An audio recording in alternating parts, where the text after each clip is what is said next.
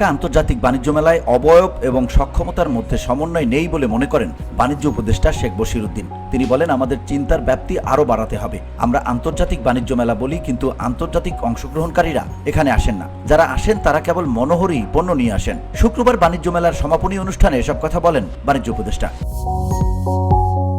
পূর্বাঞ্চলে Bangladesh China friendship exhibition সেন্টারের multipurpose হলে আয়োজিত অনুষ্ঠানে প্রধান অতিথি ছিলেন বাণিজ্য উপদেষ্টা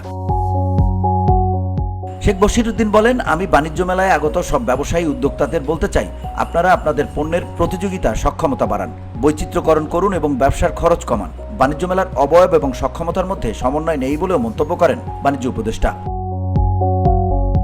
তিনি বলেন, বৈষম্যহীন সমাজ প্রতিষ্ঠা, অর্থনৈতিক ভারসাম্য এবং বিদেশি বিনিয়োগ বৃদ্ধিতে এই মেলার আয়োজন করা হয়।